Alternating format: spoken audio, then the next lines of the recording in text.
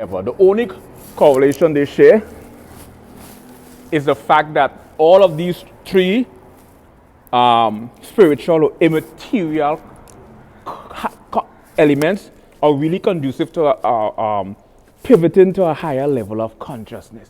But it all has to do with a sort of perception. Oh my God, I'm freaking killing it, yo. I'm killing it, I'm killing it. So basically they all have a... Ready?